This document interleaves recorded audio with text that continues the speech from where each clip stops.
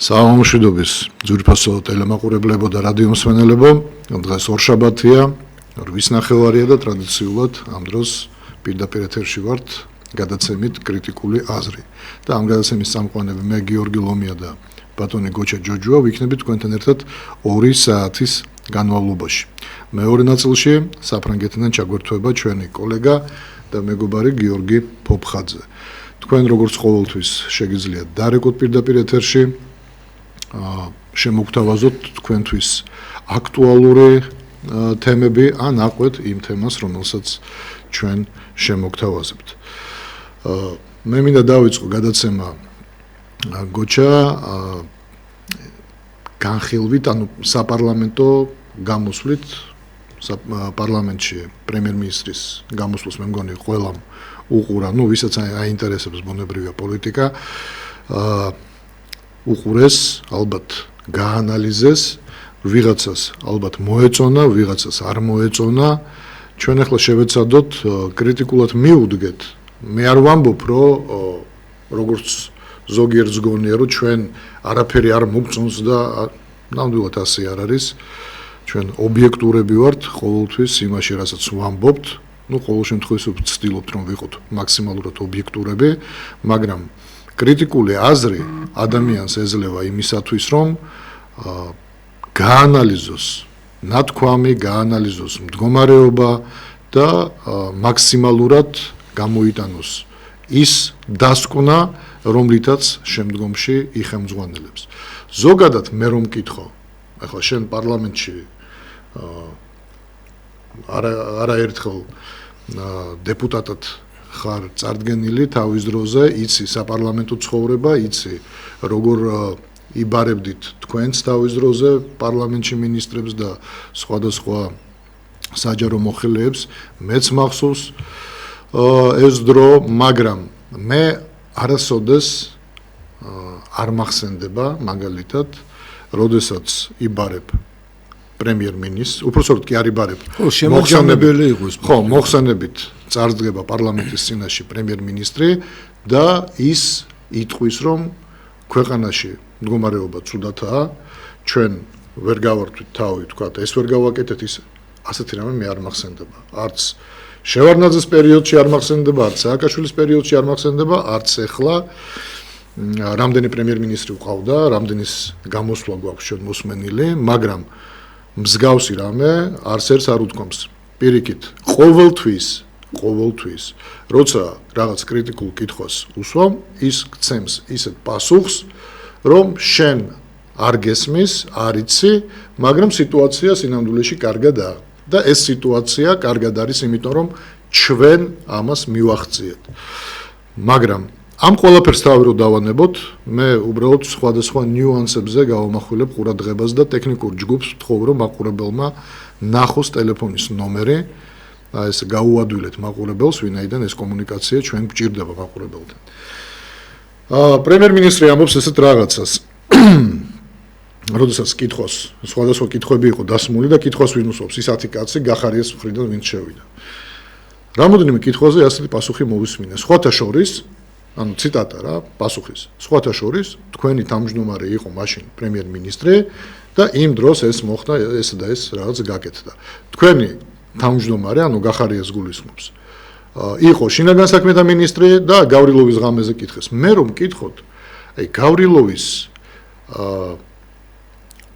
გავრილოვის შემთხვევა საერთოდ არ არის განსახილველი. აი მე რომ მკითხო და რატო? ჩამოვიდა ადამიანი აქ შეხვდა საპარლამენტო დელეგაციას, მოწვეული იყო, გასაგებია, შეხვდა საპარლამენტო დელეგაციას, უნდა ჩაესვათ თუ არა პარლამენტის თავმჯდომარის სავარძელში. ეს ცალკე თემაა. ვიღაცას ეს მოსწონს, ვიღაცას არ მოსწონს, მაგრამ მოწვეული იყო, მას არ ჰქონდა დარღვეული საზღვრის კვეთა და შენასვლელი არ იყო სხვა მხრიდან. არც სოხუმის ტერიტორიაზე, არც ცხინვალის ტერიტორიაზე და იყო მოწვეული აქ, მაგრამ ეს შეიძლება უბრალოდ, აი მე მაგალითად პასუხს გავცემი შემდეგნაირად, რომ ეს იყო ჩვეულებრივი მოწვევა რუსი კოლეგის, მოდი ასე ვთქვათ, ჩვენ გვინდოდა რაღაც ურთიერთ, მით უმეტეს ეს იყო მართლმადიდებლური კონფერენციის ფარგლებში.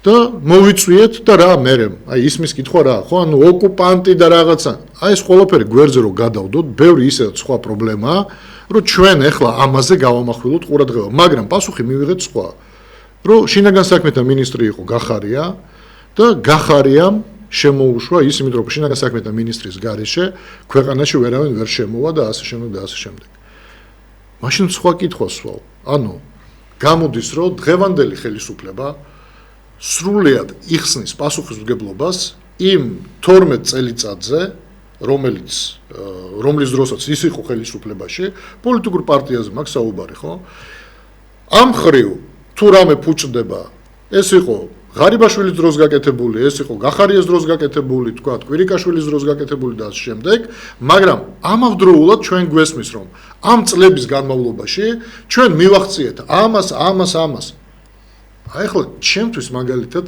ცოტა სილოგიზმთან ასოცირდება ეს ყველაფერი.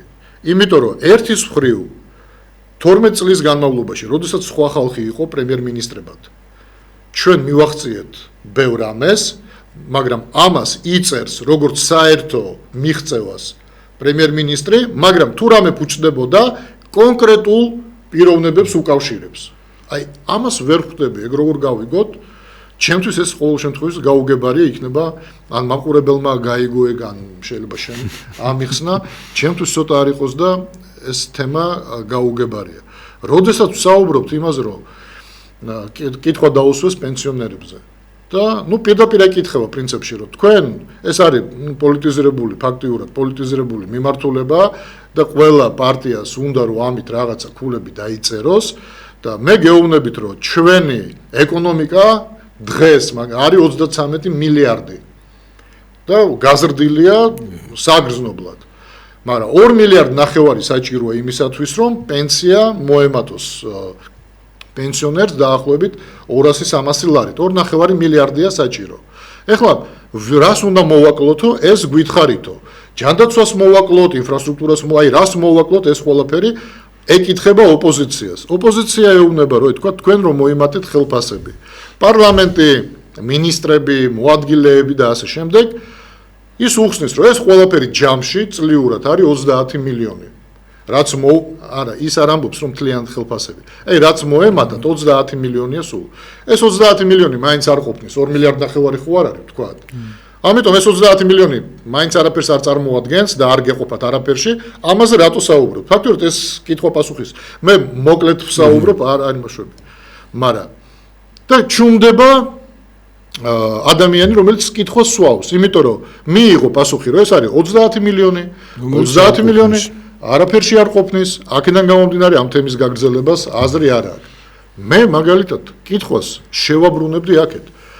მე იმით კი არ ვინტერესდები თქვენ 30 მილიონით მოიმატეთ 10 მილიონით თუ 50 მილიონით მე კითხვას ვსვავ რატომ მოიმატეთ ანუ აქ საუბარი იმაზე კი არა რომ პენსიონერებს არ ყოფნის და თქვენ რომ მოიმატეთ პენსიონერებს მოაკლოთ არა გასაგებია რომ 30 მილიონი პენსიონერებს არ ეყოფათ მაგრამ თქვენ რატომ მოიმატეთ რა გააკეთეთ თქვენ ქვეყნისთვის გინდა პარლამენტმა გინდა მინისტრებმა რა გააკეთეთ ქვეყნისთვის საიმისო რომ თქვენ ახლა თქვათ რომ ახლა იმდენი რაღაცა გავაკეთეთ ქვეყნისთვის მე მეკუთვნის ხო და ეს ხელფასი იმიტომ მაქვს დღეს მომატებული რა მოხდა იმ გუნდში ისეთი რომ საგრძნობლად მოიმატა ხელფასი როცა საქმიანობით თუ შევაფასებთ ქვეყანაში სასიკეთოდ არაფერი არ კეთდება ეს ერთი და მეორედ როცა ამბობთ რომ იყო 12 მილიარდი გახდა 33 მილიარდი 12 მილიარდი რო იყო და გახდა 33 მილიარდი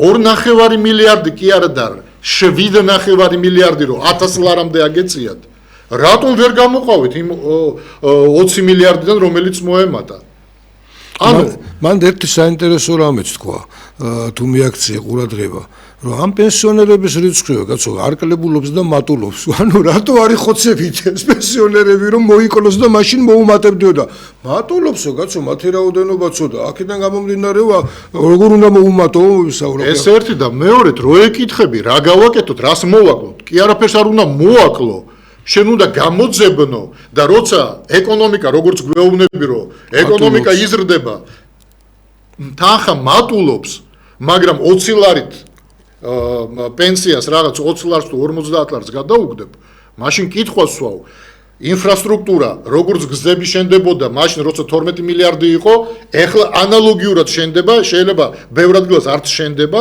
33 მილიარდით. ჯანდაცვა როგორც მუშაობდა 12 მილიარდზე, მუშაობს 33 მილიარდზე. ისმის კითხვა ეს 20 მილიარდი რას ხმარდება ისეც, რომ იქიდან 2.5 მილიარდი ვერ გამონახეთ და პენსიონერებს ვერ მოახმარეთ. აი ეს კითხვები უნდა დაისვას და ჩაშლილად ამაზე პასუხი, თორე მან ხო გეუბნე მე დებატებს რატო არ უყურებ ხოლმე. იმ დებატებში როგორ არის? აქედან შეუტევენ, ის პასუხს გასცემს, მომხრე ოცნების, ისე ოცნების მხარეც რჩება, მომხრე ოპოზიციის მხარეც რჩება, იმის რომ უკმაყოფილოა პასუხით და ყველა შორდება ისე რომ ფაქტურად ვერც პასუხი გავიგეთ, მაგრამ სამაგეროდ დებატები ხომ მიმდინარეობს, არ ეშინია ოცნებას უჯდება დებატებში. რო უჯდები დებატებში, საბოლოოდ უნდა ჩაეძიო, ბოლომდე უნდა ჩაეძიო ყველა კითხვაში. კი არ უნდა დაკმაყოფილდე იმით, რომ 30 მილიონი სულ მოხმარდა ამ ხელფასებს, არაფერს არ ეშუა, მაინც არაფერს ვერ მოხმარდებოდა სხვა ეს 30. რაში მოიმატეთ?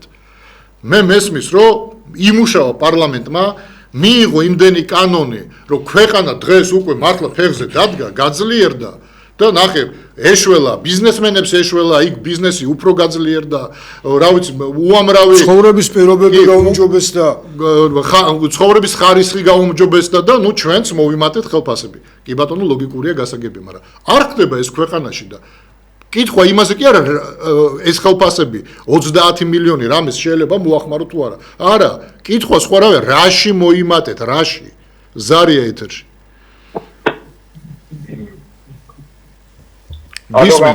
მოგესალმებით. ისმენ ხოჩენ. დიახ.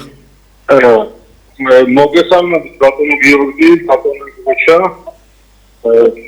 თქვენი შემოწმევარი ვარ, ნახულობ სტილო ყოველთვის რომ თქვენ გადაცემას უსმენო უფრო ძირითადად ბიუჩი ძალიან კარგად საუბრობთ ჭეშმარიტ გამომხილვები ხართ ჩემის აზრით, მაგრამ ბატონო გიორგი თქვენ ნათქვამით გაქვთ ვაკრიტიკეთ კიდეც და მოდით გაგაკეთოთ თქო ხოჩერი. რა თქმა უნდა ეს გადაცემაც აი ასეთია. რა მინდა ბატონო გიორგი, წინა გადაცემაში როდესაც გიორგი თქვა გეითახდა უკრაინას შემოწირო თქვენ უცხარით რომ არ არგუმენტი შემოწირო მინდა რომ ომი მალე დამთავრდეს.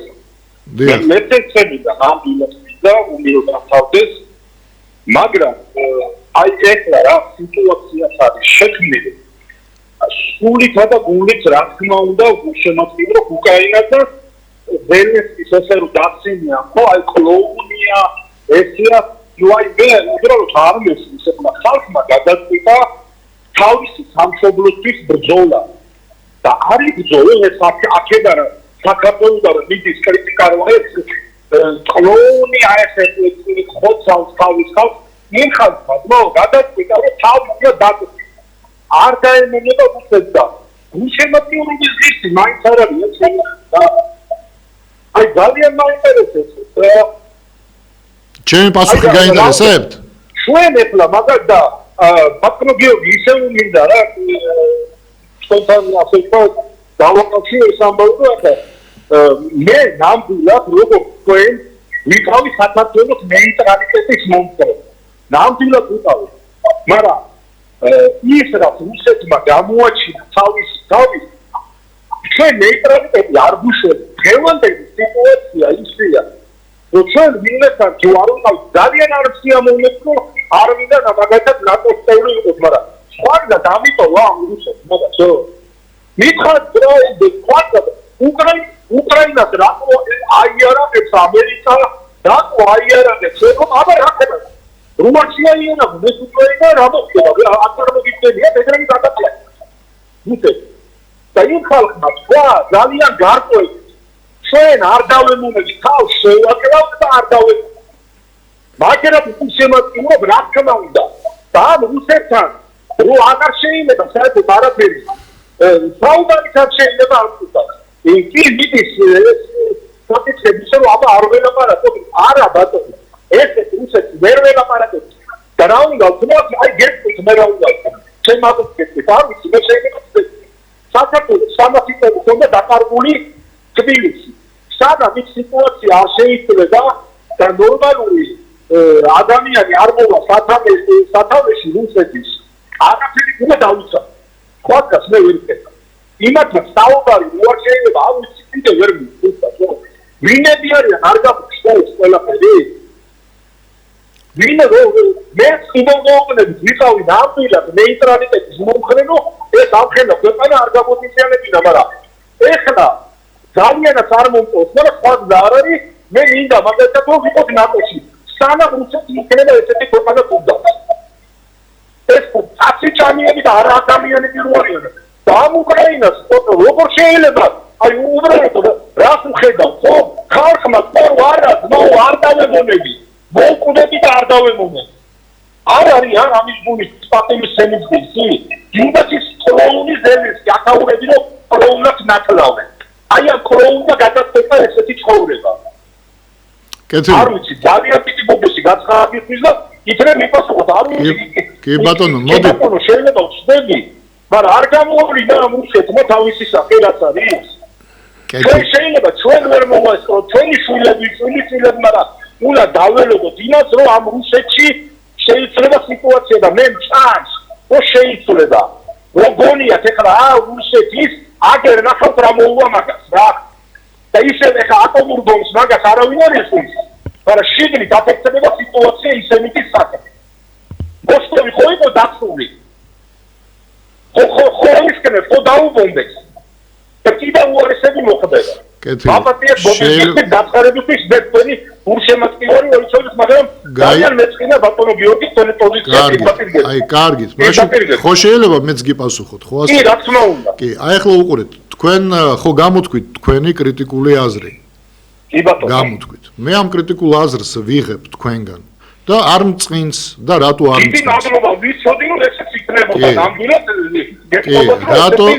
რატო არ მწყინს ადამიანი ბრძანდებით მაგრამ შეიძლება რომ თვითონ პოზიციები არ ექცევა კეთილი რატო არ მწყინს იმიტომ რომ თქვენი კრიტიკული აზრი ეფუძნება თქვენივე ლოგიკას და ეს ლოგიკა ბევრ რამეში რა თქმა უნდა მართალია ეხლა რაც შეეხება ჩემს აზრს მეც ხო უნდა მქონდეს ჩემი აზრი აი ახლა უყურეთ არა უყურეთ არა მე გითხარით კიდე რომ შეიძლება მე ვწდები მე არა არც ერთი წამით რა ხდება იქიდან გამოვდივარ ერთი წამით მეგობარ ხო შეიძლება მეგობრულად ანუ ესე რომ აი მეგობარო დიდი პატივია ესე რომ მიწოდე გაიხარე მეგობარო მომისმენე აი გოჩამ თქვა შემდეგი რამე ჩვენ აქ ყველანი გულშემატკვირობთ უკრაინას ეგ თქვა გოჩამ გახსოვთ ხო მე გოჩას უთხარი რომ არა მე არა ვარ გულშემატკივარი უკრაინის მე მინდა რომ არავისი გულშემატკივარი არა ვარ მე მინდა რომ ომი დროზე არა ერთი წამით მე ესე მინდა მაგრამ არ გამოდი მეგობარო ერთი წამით მათქმევინე და მე ხო არ გთიშავთ მე ვთქვი რომ მე არა ვარ გულშემატკივარი უკრაინის მე მინდა რომ ომი დამთავრდეს მე არასოდეს არ ვიქნები მხარე არც ერთ ომში ეს ჩემი სუბიექტური პოზიცია და მე როგორც ადამიანს რომელსაც მე პრინციპულად მიცხოვრია მთელი ჩემი ცხოვრება არასოდეს არ ავყვები მასას თქვა რომც მასა იდგეს რაღაც თავის პოზიციაზე თუ ეს პოზიცია ჩემთვის მისაღები არ არის მე ჩემს პოზიციას დავაფიქსირებ სულ რომ ყველამ გამაკრიტიკოს ამიტომ მე ვთქვი შემდეგი რამე რომ მე არ გულშემატკივრობ უკრაინას მე მინდა რომ ომი დასრულდეს ეხლა თქვენ რაც ჩამოთვალეთ თქვენ წახვედით უფრო სიღრმეში მე სიღრმეში ესე არ განვიხილე ის საკითხი მე უბრალოდ ზედაპირულად რაც თქვი ამით და ბოდიში რომ კიდევ გეწევით ეხლა ოცნება და ნაციონალიზმი ხო არ ვართ რომ რაღაც იმათ პოზიციაზე რო არ ვართ ქვეყნის მტრები ვართ რასაკვირველია რა თქმა უნდა იმიტომ გეუბნებით რომ თქვენ რაც ჩამოაყალიბეთ ეს თქვენი ლოგიკური და პრინციპული მიდგომა და მე მივესალმები ამას ძალიან კარგია რომ თქვენი პოზიცია გაგაჩნია გამოვდივარ ესე უყურებ და მგონია რომ აი ესე უნდა ესეთი შეფასება მაქვს კი ბატონო მაგრამ მეც მომეცით უფლება რომ ჩემი შეფასებით დავრჩე და ამით არც თქვენ ჩვენი აგრები რომ ეხლა რო არ ემთხვევა ეთქვა ეს მე ქვეყნის მოგალაკეს კი არ მიწოდებს თქვენ კაცო მე თავიდან ვთქვი შეიძლება მე ვწდებოდე და შევწდები არ წდებით უბრალოდ მე მაგ ცოტა განსხვავებული პოზიცია კონკრეტულად გულშემატკივრობასთან დაკავშირებით ეს არის და ეს. კი, თორე ზოგადად გლობალურად ამას იმიტომ ვიძახი ბატონო გიორგი, რომ ჩემი მტერი არის ჩემი მოკეთე და მოყვა პირველი ამოვდივარ აქედან. კი, მაგრამ აი უყურეთ ისევ თქვენგან განსხვავებით მაგალითად ჩემი პოზიცია. მე მტერს არავის არ ვეძახი, პოლიტიკაში მტერი როგორც ასეთი არ არსებობს. იმიტომ რომ არა მე ამათა ჩემი ტერიტორიები. არა, ერთი წამით. ჩვენ მე მტერს არ ვეძახი არც ერთ ქვეყანას. ტერიტორიები წაგართვა არ მტერი მტერს არ ვეძახი. დღეს თქვათ ბრალი არ ყოფილა ეგ თვითონ, მაგრამ ხოდა საბოლოო ჯამში მაინც საბოლოო ჯამში 22%-ზე მეტი თურქეთს აქვს წაღებული ჩვენი ტერიტორიები. მაგრამ თურქეთს მე პირადად ჩვენი ის არის გადამრჩენი. არა, თურქებს მე მტრებს არ ვეძახი. აი რატო? აი ხო გეუბნებით ჩვენ უბრალოდ იცით რაში ტერმინოლოგიაში ეთყობა ტერმინოლოგიაში ვერ დავხვდებით თორე. მაგრამ ხა მასში ხო ეხლა სხვა ვითარება იყო რომელიც აუკუნე იყო ხო მე კი არ ვამართლებ ამ თურქულ იმას კაცო მაგათ გავწყვიტეს და ირანელებმა და პერსში ვერ გავიმართეთ მე ვეთანხმები ბატონ დავით დარხან მოურავს რომ ეხლა უსმენ ხოლმე იმასაც რომ ძალიან ბევრი მილიონი ილო ყოფილიყავი და მართლა ამათქნეს ეს ყველაფერი და ამის დავიწყება არ შეიძლება რა თქმა უნდა. დიახ. აი უყურეთ თუმცა პირდაპირ გეტყვით როგორც თქვენ გადაკრიტიკეთ ეხლა იმასთან მიმართებაში რა გითხარით ბატონ დავითსაც მე არ ვეთანხმები აი ზუსტად მიმართებაში მის პოზიციის გამო. მეგობარო ეს თქვენი აი ჩვენ რატო უშვებთ ზარებს ეთერში? იმიტომ რომ ასეთი მაყურებელი უფრო საინტერესოა ასეთი მაყურებელი რომელიც დარეკავს და კი ბევრი რეკავს რომ გეთანხმებით რაღაც. ნუ ის გვეთანხმება. ეს რო არ იყოს ბატონო გიორგი არც მოგისმენთ. გაიხარე, ამიტომ ვამბობ ჩვენ ყველაფერში ვერ შევთანხმდებით. იმიტომ განსხვავდებით რაღაცით, ხო? ეხლა თქვენ რომ ეხლა თანხმდებიან ყველაფერზე, აბსოლუტურად ყველაფერზე. არიან ეხლა ერთად პარლამენტში. იყვნენ ერთად მეგობარო, ერთი წამით, გეთანხმები, ერთ წამით. აი ელემენტარულად რო დავიწყოთ, თქვენ რო ეხლა გამაკრიტიკოთ, რომ მეგრული გვარი მაქვს, მაგრამ მწარე არ მიყვარს, თქვათ რა და ნუ აი ესეთი გემოვნება მაქვს, სიტყვა არ მიყვარს მწარე და ცხარე. ასეთი გემოვნება მაქვს. ამის გამო ვერ გამაკრიტიკებ. ხო, ანუ ეს ჩემი ფიზიკური თვისებაა. ანალოგიურად იდეოლოგიური თვისებაც ხო აქვს ადამიანს, ხო? აქედან გამომდინარე, აი თუნდაც სულიერი პრინციპულობიდან გამომდინარე თქვათ, რაღაც იდეოლოგიური პრინციპული მე მაქვს სხვა შეხედულება სხვადასხვა ასპექტის მიმართ. დაგაკრიტიკეთ ბატონო გიორგი, ასე ვთქვათ, რომ მე მიმაჩნი ხარ ნამდვილად ჭეშმარიტ მამულიშვილად და უბრალოდ მე რო ეს პოზიცია მაქვს, ნუ მე მინდა რომ ამ პოზიციაზე იყო თქვენ. კი ბატონო. მაგრამ ამის ტრაგედიას არ ვხსნი, რომ თქვენ სხვაგვარად ფიქრობთ. მე მეც გეტყვით. ერთი წამით. არა, არ ცდებით, მე უბრალოდ სხვა რამეს გეუბნები. აი არის ბევრი ადამიანი მაგალითად რა, რომელიც რეალურად მართლა პროდასავლელია და დასავლეთზე გიждდება. არიან ადამიანები თქვათ რუსეთზე გიждდება, ჩინეთზე, არ აქვს მნიშვნელობა. მე ვერ ვიტყვი იმას, რომ ან ის არ არის პატრიოტი, ან მეორე არ არის პატრიოტი. დარწმუნებული ვარ, რომ ყველას უნდა თავისი ქვეყნისთვის რაღაც სიკეთე მოუტანოს. ჩემი აი ეს მწოხხედელობა ეხლა აი რამდენიმე ამ რუსეთის თმებების გამო აი ესეთ ჩამოყალიბდა რომ იზოლებული გამხადა ვაქციო მაგ ზურგი და გავიხებო ითით ვინც მოგვეხმარება ჩვენი ეროვნული ინტერესების დაცვაში. აი ხომ ხედავთ, თქვენ გამოდიხართ ეროვნული ინტერესებიდან გამომდინარე, ხო ასეა? კი, ანალოგიურად სხვა შეიძლება ცდებოდეს, ან თქვენ ცდებით, ან სხვა ცდებოდეს. ასევე გამოდის ეროვნული ინტერესებიდან გამომდინარე, მაგრამ სულ სხვა პოზიციაზეა. და ჩვენ ვამბობთ, რომ მოღალატეა ვიღაცა, მაგრამ არ არის ეს. კი ბატონო. გეუბნებით რომ შეიძლება ხდებოდე, ამასაც არ გამოვიდა. კი ბატონო. მაგრამ მე ამოვდივარ იმ ფაქტები და რაც ხდება, ხო? ჯიგარი ხარ, მეგობარო, ჯიგარი ხარ, მადლობა ასეთი აზროვნებისთვის. გენაცვალებ და მართლა მიყვარხარ და პატივს. გაიხარე, აი ჩვენც გვიყვარს ასეთი მაყურებელი. კარგად ბრძანდებოდეთ. მეგობრებო, ეხლა გოჩად ჩაგვერთვება. აქ ჩვენგან რაც ისმის, ეს არის ჩვენი სუბიექტური შეფასება. მაყურებელს აქვს თავისი სუბიექტი. აი იყო იმ აზრზე, მაგრამ გადახედა სიტუაციას, გადააფასა მდგომარეობა და მიიღო გადაწყვეტილება, რომ იმ აზრზე რო ვიყავ, თლაც სწორი არ არის. აი ეხლა დავინახე, რომ სწორი გზა არის, თქვა სხვა, ხო? მაგრამ ხვალ შეტრიალდება სიტუაცია, სხვანაირი გახდება, კიდე თქვა შეიცვლის აზრს. ეს არის აზროვნება, ეს არის ანალიზი, ეს არის ზუსტად კრიტიკული აზრი. როცა ადამიანი ზის და იმას ეუბნებიან, რომ აი ამ გზით უნდა იარო და კი ამ გზით უნდა ვიარო, იმიტომ რომ აი ეს რაღაც განათლებული იმას უფრო მეტი გაეგება. არავის არ გაეგება თქვენზე მეტი. ანუ თქვენთვის რაც არის კარგი, თქვენზე უკეთესად არავის არ იცოდება. მე როგორ შეიძლება ვიცოდე თქვენთვის კარგი რა არის? ეგ თქვენ უნდა დარეკო, თქვენ უნდა თქვენ, ჩემთვის კარგი არის ეს.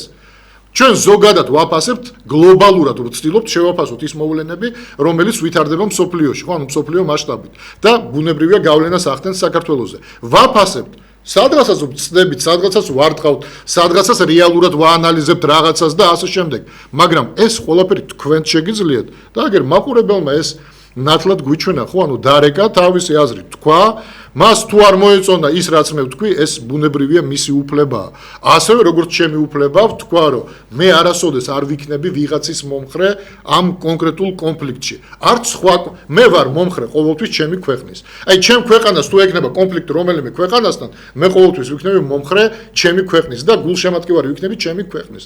მაგრამ როცა სხვა ორი ქვეყანა ერთმანეთს ებრძვის, აქ გულშემატკივარად ჩემი მხრიდან მე ხო არ ვამბობ ბატონი დავითი სხვა რაღაცას ამბობს, გოჩა სხვა რაღაცას ამბობს, თქვა, შეიძლება ქალბატონმა ირმამ სხვა რამე თქვას, ეს იმიტომ არის ობიექტივია, ის ზუსტად ტელევიზია, ობიექტურ აზრზეა დამოკიდებული და ობიექტური აზრი სუბიექტურიდან გამომდინარეობს, იმიტომ რომ ყველა ჩვენი სუბიექტური აზრი საბოლოო ჯამში ობიექტურ აზრში გადაიზრდება, ასევე თქვენი აზრიც დარეკილი ამ ეთერში, ასევე ობიექტურია, ბუნებრივია, მიუხედავად იმისა, რომ ეს თქვენი სუბიექტური გამონათქვამია. ამიტომ მადლობა მაყურებელს, რომ რეკავს და ერთვება და აანალიზებს მდგომარეობას და რაც შეიძლება მეტი ასეთი ზარი ბუნებრივია უფრო საინტერესოს ხდის გადაცემას. კი ბატონო, გისმენდით და მართლაც ჩვეულებრივი რამეა. რასაც შენ ამბობ და მე მგონი თვითონ მაყურებელი რომელიც რეკავდა და ამის გარდა ვინც გვისმენს, ალბათ ისინიც წმუნდებიან იმაში, რომ არსებობს ჩვეულებრივად საკითხებზე მიდგომის სხვადასხვა კუთხე, სხვადასხვა ფორმა და მთელი ადამიანების ისტორია ეს არის. ასე წინასწარ ვიცოდეთ ადამიანებმა, რომ აი გინდა თუ არა, აი ამ გზით თუ წავალ, აუცილებლად ყველაფერს ეშველება, მარტივი იქნებოდა ცხოვრება და ბევრი პრობლემა ნამდვილად არ გვექნებოდა. აქაც სწორედ ამაშია საქმე, რომ ხშირ შემთხვევაში ის რაც ერთ მხარეს, ერთ ჯგუფს ადამიანებისას, ან ერთ ადამიანს მიაჩნია, რომ ეს გზა სწორია, ხო, ეს თქვენ წარმოიდგინეთ, რომ ყველაზე პირველი წიგნებიდანაც კი, ხო, ადამიანები აკეთებენ თავიანთი შეხედულების მიხედვით. მერე აღმოჩნდება ხოლმე, რომ ან ეს სწორი იყო, ქართული გამოთქმა, ურემი რომ გადაბრუნდება, გზა მერე გამოჩნდებაო. მთელი პრობლემა იმაშია, რომ ხანდახან ჩვენ და ამის გამოცდილებაც გვაქვს ხელისუფლებები ყოლია, რომელიც ურმის გადაბრუნების მერეც რომ ვერ ხედავენ იმ სწორ გზას. ეს არის უბედურება, თორე ისე ადამიანებს შეიძლება და ხელისუფლებებსაც შეიძლება შეცდომები მოუვიდეს. ხო, აი მარტივად უცბად თავში რაც ყველას ალბათ ამოგიტივტივდათ. ადამიანებმა გააკეთეს, თქვათ, არჩევანი. აი ყველაზე დიდი არჩევანი როცა გააკეთეს, რაც ვიცით უძველესი, თქვათ, ბიბლიიდან, ეს იყო არჩევანი ქრისტესა და ბარაბას შორის, ხო? და გააკეთეს არჩევანი. იყო მცდარი არჩევანი, ხო, რომ ცხოვრებამ დაგვანახა, მაგრამ იმ მომენტში მათ თავიანთი არგუმენტაცია ჰქონდათ, რატომაც გააკეთეს ეს არჩევანი. არჩევანი, რომლითაც ისინი თავისუფლებას, რომაელებისგან განთავისუფლებას ელოდებოდნენ, რომ მოვიდა ადამიანი, რომელმაც გაანთავისუფლებს მათ, შეცვლის იმ ცხოვრებას, რომელიც მათ აქვს. და ამ დროს აღმოჩნდა, რომ ეს ადამიანი თავის თავს ვერ შველის. ეს ადამიანი ჯვარზეა გაკრული და ის ვინც უნდა გადაერჩინა სულ ყველა ვინც მას ელოდებოდა და 13 დღით ადრე იმით ხვდებოდა პატივით და თავის ტანსაცმელს უფენდა, აღმოჩნდა რომ სუსტია, იმიტომ რომ მან თავის კი ვერ გადაარჩინა და ამიტომ მიიღეს ეს გადაწყვეტილება, მაგრამ მათი გადაწყვეტილება მცდარი რომ იყო, ეს ხომ თანდათანობით მერე გამოჩნდა, მერე დაინახეს და დღესაც კი ბოლომდე არ აქვთ ადამიანებს გაგებული სინამდვილეში ხო შევხედოთ ხო სიტუაციას, ჩვენ ხშირ შემთხვევაში ვფიქრობთ რომ აი ამ წუთას გვჭირდება რაღაცა, აი ამ წუთას გვინდა და ღმერთს ამ წუთას ვთხოვ ვფიქრობთ რომ აი ეს გვინდა. დაახლოებით გავს იმას, როდესაც აი გიორგი რასაც ამბობდა, უკრაინელი ომობს, რუსი ომობს. ჩვენი ამოცანა არის რომ ასეთ სიტუაციაში ეს ომი რამენაირად თუ კი შეგიძლია. ხო ისევე როგორც ყველაზე ძლიერი სახელმწიფო ამერიკის შეერთებული შტატები ეხლა ამბობს რომ რამენაირად ადამიანები იხოცებიან და კვდებიან. იქნება და მოხდეს და შეჩერდეს. ხო, რასაკვირველია იმაშიც კი ბატონო მივყვები იმ ლოგიკაში რომ ქვეყანასთან რომელთანაც ჩვენც აგვაქვს პრობლემა. მაშინ რასაკვირველია გინდა არ გინდა, მსგავს სიტუაციაში როცა სხვას აქვს, შენ გარკვეულ წილად ფიქრობ რომ რაღაცას გულშემატკივრობ, ხო იმ ხარეს, ოღონდ როგორ უნდა მოხერხდეს რომ დარეგულირდეს, ამას მექანიზმებზეა საუბარი, იმიტომ რომ ჩვენც გვაქვს უკვე. ხო, ახლა ახალი პრობლემა გამოჩნდა სრულიად რომ ცხინვალის მიერთებაზეა ლაპარაკი და მართლაც ბევრი რაღაცა საფიქრალი გვაქვს, თუმცა ბევრი კითხვის ნიშნებია. აი ძალიან ბევრი კითხვის ნიშანი ჩნდება, რატო აწყობს ახლა რუსეთს ეს სიტუაცია, რატომ უნდა მოხდეს ეს ყველაფერი, საით მიდის ეს როგორ დაბოლოვდება, ჩვენ რისთვის ვართ მზად და ჩვენ ამ შემთხვევაში ჩვენი ხელისუფლება გვაქვს, ხო? ჩვენ ყველაზე მეტად თუ გვაქვს საფრთხის მომენტი ამ ხელისუფლების პირობებში გვაქვს, იმიტომ რომ ჩვენ ვერ ვხედავთ ამ ხელისუფლებას საერთოდ რაიმესკენ აქვს ლოგიკური, ასე ვთქვათ, რაღაცა წყობა იმისი, რომ აი ამას აკეთებს რაღაცა მერე მიზანი ამისი აქვს. დასავლეთთან მიმართულებაში ხედავდით რომ ისეთი ნაბიჯები გადადგა. ევროპასთან მიმართებაში ვეუბნებოდით არ გინდა ასეთი ნაბიჯების გადადგმა. უცბად ეს ყველაფერი შეატრიალა. საით გადადგა კაციშვილმა არ იცის. ხო, ანუ ბევრი პრობლემები ასეთი ხელისუფლების პირობებში უფრო მეტი საფრთხეებია სინამდვილეში, რომ რეალურად ჩვენ ხედავთ რომ არ არის მზაობა იმისი რომ რა უნდა გაკეთდეს, როგორ უნდა შეიცვალოს. ეს მომენტებია ალბათ საფიქრალი. ხო, ბევრი რამე გვაქვს. კიდევ ვამბობ, ბევრი ისეთი საკითხია გადასაწყვეტი, რომელიც ელემენტარულად საერთო უნდა მოიძებნოს. აი გიორგი ამბობს იმაში, რომ ადამიანებთან, რომელთაც სრულიად განსხვავებული ხედვა შეიძლება გქონდეს რაღაც საკითხებში, მაგრამ არის საკითხები, რომელშიც რაღაცა საერთო უნდა მოუძებნოთ და უნდა გქონდეს. ხელისუფლება მოახერხა ის, რომ ფაქტობრივად ახლა ჩვენ იმით დავიწყეთ პრემიერ-მინისტრის გამოსვლით და აღარ დაგვრცალდა. ხო, ადამიანმა ჩამოაყალიბა და გველაპარაკა ტყვილზე აგებული ყველაფერი რაც კი იყო, 110%-იანი ზრდა ეკონომიკაში. და ეს ისეთი ტყვილია, რომ ამას არ ჭირდება რაღაცა შემოწმება და ციფრების სახში შეიხედავ, ხო, საკუთარ მაცივარს გამოუაღებ, საკუთარ მდგომარეობას შეხედავ და მიხვდები, რომ 33 მილიარდი გახდება თუ 53 მილიარდი. და ამას ციფრებს რო გეუბნები, შენ თუ არაფერი არ გშველის, რა მნიშვნელობა აქვს ის რა ციფრებს იტყვის იქ? როდესაც 20,000 კაცს ჩამოერთვა სოციალური აი ეს დახმარება. იმ 20,000-დან ერთი თქვი კიდევაც, ერთს ვიცნობ. ადამიანი, რომელიც სამამტყოფოში პალიატიურში წევს, ეს რას ნიშნავს? იცით, იმ მდგომარეობაშია, რომ სამამტყოფოში ყავთ ადამიანი. ოჯახში არავინ არ აყავს და რატო ჩამოერთვა, იცით? რომ ვერ შევიდა სოციალური მუშაკი იმ სახში, თუ ადამიანი სამამტყოფოში წევს. და კიდევ კარგი რომ ის არის პენსიონერია და 10%-ს იხდის. 10%-ს თავის პენსიიდან იხდის იმ სამამტყოფოს ხარჯებს. დანარჩენს კიდევ კარგი სახელმწიფო უხდის. კარგი იქნებოდა რომ მთლიანად გადახდილი იყოს პენსიონერისთვის. ეს მაინც ხო შეიძლება გაუკეთო ადამიანს, რომ პენსიონერის ხელფას არ უმატებ. მთლიანად მაინც გაუკეთე სოციალური პაკეტი, ჯანდაცვის პაკეტი გაუკეთე, ხო? ესოც ხო შეიძლებოდა იმ 30 მილიონში არ ჯდება, კაცო, 57 მილიონი გამოათავისუფლეს მაგითი. აი ეს რაც ჩამოართვეს ამ 20,000 კაცს. შეიძლება ბევრს მართლა ჩამოსართმები ესოც რომ 10% ეს არის კოიკის საფასური თორე წამლები რაც ისჭირდება იმაზე ის კიდე ცალკეა და ამას რატო გეუბნებით ხალხო ურთულეს მდგომარეობაში ვართ და ამ დროს ტელევიზორიდან გველაპარაკებიან თითქოს მათთვის მართლაც გაურკვეველია იმიტომ რომ სხვა წრეა სხვა ადამიანებია სხვა გარემოში ცხოვრობენ სრულიად სხვაგვარად აი ფულის ამაზე ხშირად ულაპარაკია ხო ჩვენ ტელევიზიაში იგივე დავით არხან-მოურავი ხშირად ლაპარაკობს ამაზე თქვა როგორი ეკონომიკა უნდა გაგვეკეთებინა სხვა ტელევიზიებშიც ხშირად მიდის ამაზე ლაპარაკი, რომელთაც ბევრ რამეში არ ვეთანხმებით, მაგრამ ამ საკითხში შეიძლება ბევრი რაღაცა საერთო კონდეს. ის რომ ქვეყანა გადაიქცა შავ ბაზრად, ის რომ ამ ქვეყანაში ვებერთელა ფული ტრიალებს, ოღონდ ეს ფული არა ხალხამდე არ მიდის. არაფრით არ მიდის ადამიანი პირიქით, კიდევ და კიდევ უარესი ხდება ცხოვრება. აქ ამაზეა ლაპარაკი და ამ დროს მე კრიტიკა და მე ის რაც მოხდა.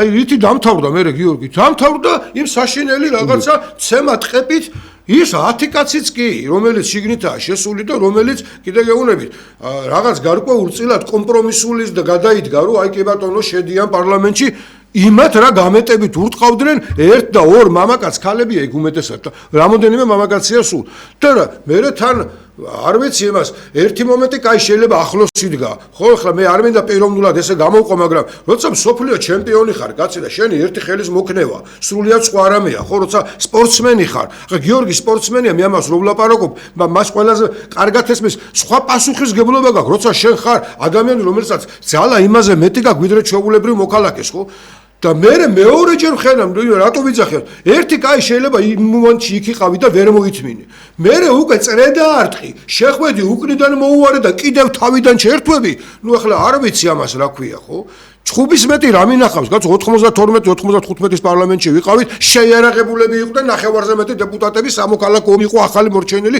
ყველას მტერი იყო თითქმის იქ არ ხდებოდა ესეთი რაღაცა იქ ადამიანური მომენტი მეტი იყო და ეს რა ვნახეთ ეს დაჟჯა იყო დაჟჯა იმაზე კრიტიკა როგორ გამიბედე იმაში დარბაზში კრიტიკას როგორ ვბედავთ ტელევიზიაში ცოტა ხანში ტელევიზიების დახურვამდე მივალთ და მე ის საშუალებაც კი არ გვექნება რომ ერთმანეთს თუნდაც ვესაუბროთ და ერთმანეთს ვეკამათოთ კიდევაც ამის საშუალებას გვართმევენ თორე თქვენ ახლა ნახეთ რომ აი განსხვავებულია ხო გიორგი შეულა მე სხვანაირად უყურებ კი ბატონო გასაგებია ჩვენ ეს ხომ არ ნიშნავს რომ ერთი ქვეყნის შვილები არა ვართ ეს ხომ არ ნიშნავს რომ ჩვენ ვერ თანხმდებით იმაზე რომ ქვეყანა როგორ უნდა იწყოს მოწყობილი აი როგორ უნდა რა სისტემა უნდა გქონდეს როგორი საარჩევნო სისტემა უნდა გქონდეს აი ასეთ რაღაცებში შეიძლება შევთანხმდეთ მაგრამ რაღაცებს შეიძლება არ შევთანხმდეთ შეიძლება პოლიტიკურ ვექტორზეც ვერ შევთანხმდეთ მაგრამ ეს არ არის ტრაგედია შეიძლება რაღაცა საკითხები იყოს რომელზეც კამათი გქონდეს რომ არა ბატონო ასე გვირჩევნია რომ ეკონომიკა ამ გზით განვითარდეს ან ასე განვითარდეს მაგრამ ამას ყველაფერს თავის ჩარჩოები აქვს ეს აღარ არსებობს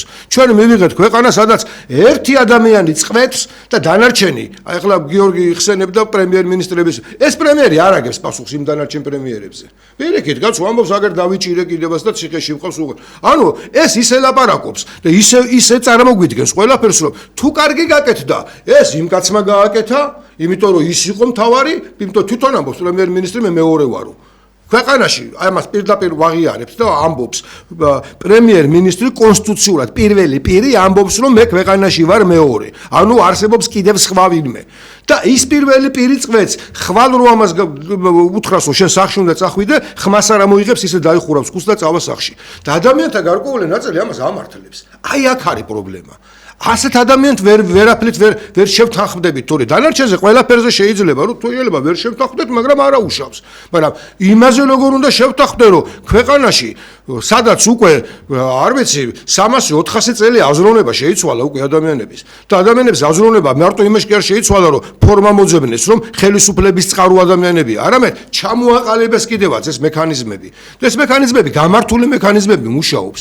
და ამაზე ვინც არ თანხმდება მე იმასთან გამიჭირდება რა ერთ სახელმწიფოში კი ვიცხოვრებთ მაგრამ ვეცდები რომ მის მაზრმა არ გაიმარჯვოს უსაფრთხოების გამო თავისუფლების დაკარგვა არსებობს ხორბსის თეორია ერქვა ამას და არის ადამიანები რომლებიც ამას ფიქრობენ რომ ოღონდ უსაფრთხოდ ვიყო და თავისუფლება არ მაინტერესებს დიქტატურა იყოს დიქტატურა ქაოს ხომ ჯობია ხო თავარია საფრთხე არ გქონდეს თავარია ჩემი უსაფრთხოება იყოს დაცული და იყოს თუნდაც ნებისმიერი მართლობის ფორმა მაგრამ მან ზუსტად მან არ ახარ დაცული აი ზუსტად მან არ ახარ მანდ მივდივარ სწორედ რომ სინამდვილეში აღმოჩნდება რომ არ ხარ სწორედ მაგის გამო არ ხარ დაცული იმიტომ ასეთი ფორმა არსებობს და ადამიანებს ეს კიდე გეუბნებით მე-16 საუკუნეში ყალიბდებოდა მექანიზმები ჩამოყალიბდა ამისი ეს ახალი კი არ არის რაღაც ასეთი კი არ ხდება ჩამოყალიბებულ მექანიზმებზე გვეუბნებიან თავზე გადაგვახიეს და დასავლეთი რო გეუბნება რომ თუ შენ გინდა ნორმალურ სახელმწიფოში, ასე ვთქვათ, ცხოვრება, თუ შენ გინდა რომ თან ჩვენთან გქონდეს ურთიერთობა, მაშინ მე დავალებას კი არ გაძლევ. ეს არის ჩვეულებრივი ნორმა.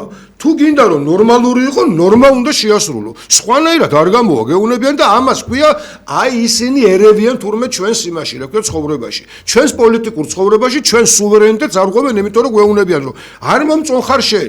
აქ იმაზე კი არ არის, რა ქვია, რატო ქუდი არ გახურავს მაგაზე კი არ არის, რა ქვია, მიზეზის მოძებნა. არა, გეუბნება ეს გასაკეთებელია. ანუ ელემენტარულად რო ვთქვათ, რა ეხლა ქვეყანა, რომელშიც განვითარებულია კანიბალიზმი, სიტყვაზე და ევროპული ან ვთქვათ ამერიკა, ანუ დასავლური ქვეყნებმა რო გითხრან შენ რომ არა, სანამ კანიბალიზმი იქნება, ჩვენი წევრი ვერ გახდები. როგორ შეიძლება ეხლა მე ადამიანთან, რომელიც ადამიანს ჭამს, მივიღო ჩემს დიდ ოჯახში. და შენეუნები, რომ ჩემს სუვერენიტეტს ეხები, კაცო.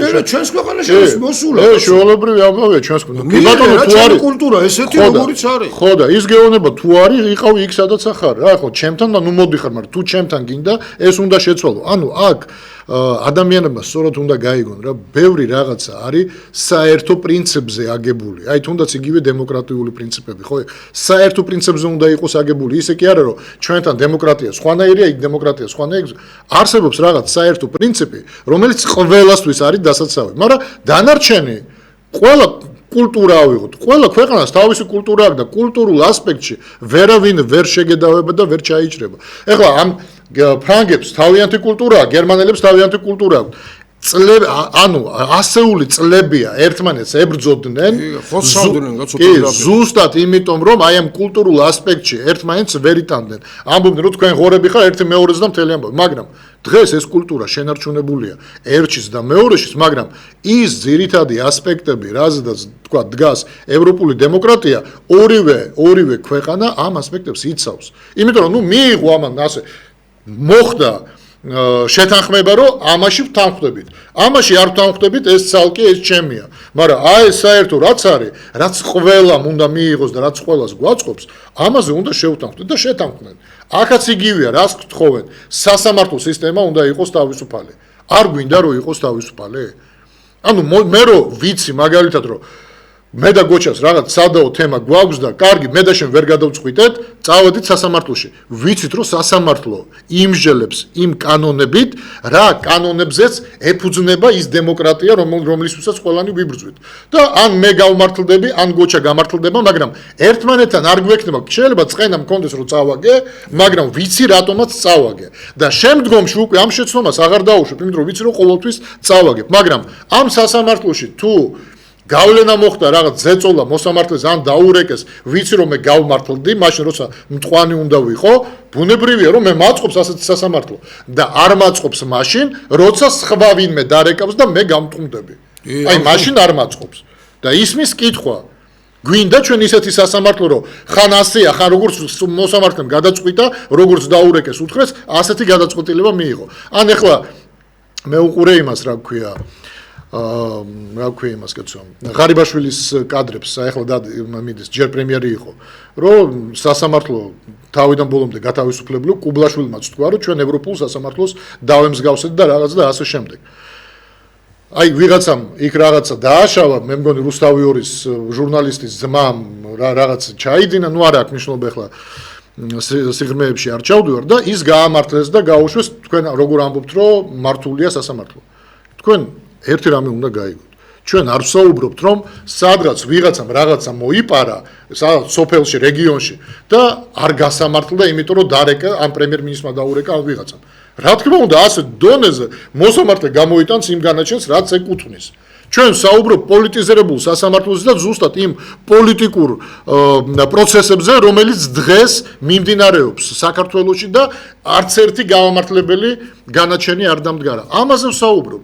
თორე ის კი არა რომ სადღაცას ძროხა თუ მოიპარა არ დააბრუნებინეს, იმიტომ რომ მოსამართლეს ვიღაცამ დაურეკა. გასაგებია რომ მსგავსი ფაქტები ალბათ შეიძლება ხვდება, არც ვიცი, ალბათ ნაკლებად შეხვდება. ამ ძროხაზე და იმაზე არ ვსაუბრობ. ჩვენ ვსაუბრობ ზუსტად პოლიტიზირებულ ასპექტზე.